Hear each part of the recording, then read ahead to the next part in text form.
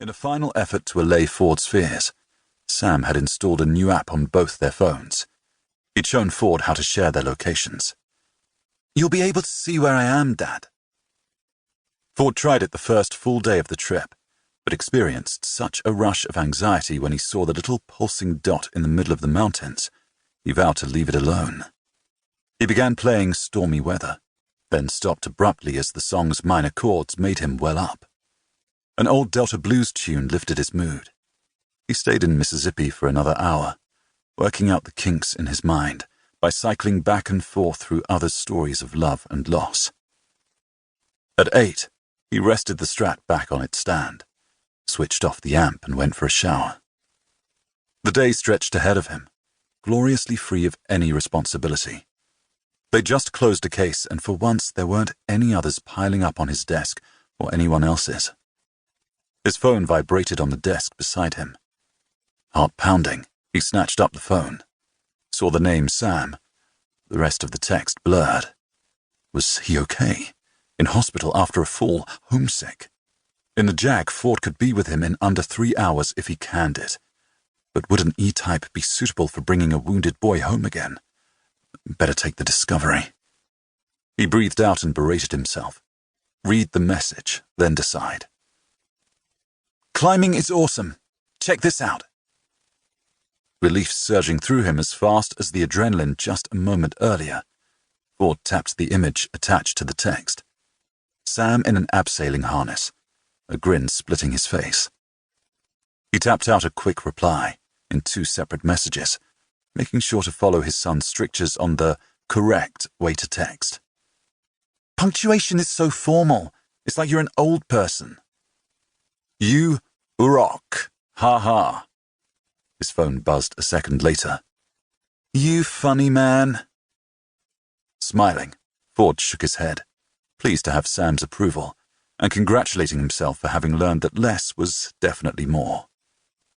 Instead of hurtling up the motorway to rescue Sam, he pressed the Jag into service to fetch the Sunday papers. The car had been a wedding present from Lou's father, a wealthy collector. Getting to the co-op in downtown involved passing 2 other places that sold newspapers, but included a glorious stretch of sweeping country roads. 40 minutes later, he was home again, with the smell of petrol clinging to his skin, and the chatter and clash of the engine's metallic parts ringing in his ears. With a fresh mug of coffee, he settled back in his favorite leather armchair and shook out the paper.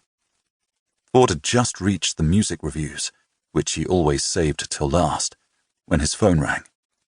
He reached over to grab it from the table. Maybe it was Sam with something too exciting to be boiled down to a text. He smiled at the thought. "Sir, it's Control. Got a dead body for you out in Imber." Ford's reaction clicked over from fatherly indulgence to professional alertness. "Who's there now?" "The military police called it in, actually, sir." "Right, get DC Harper out there, please, and everyone in forensics who's on shift today. Dr. Fellows lives near me. I'll call her. If she's at home, I'll pick her up on my way." Ford jumped out of the chair, scattering the papers from his lap onto the floor. He called Hannah Fellows, the deputy chief CSI. Hannah sat by a window overlooking her garden. The rest of her day was to be divided equally between reading, a walk in the countryside following a route she'd entered into a new app on her phone, and preparing dinner. A long-haired grey and white cat came into the sitting room and levitated into her lap, plucking at her trousers with its claws, before completing 3 circles and settling down for a sleep. Hannah scratched the cat behind its ears, eliciting a deep purr that reverberated through her thighs. "Hello, Utafrith," she said. "Did you know you sleep for an average of 19.5 hours in every 24? That's 79.17% of your day. You could be a lot more productive if you stayed awake longer." The cat yawned widely, revealing the corrugated pink roof of its mouth. Hannah picked up a folder from a side table by her left elbow and turned to the first page. With a frown, and despite having read the document 7 times already, she began once more. Her phone rang. She tutted and glanced at the screen. Seeing the caller ID.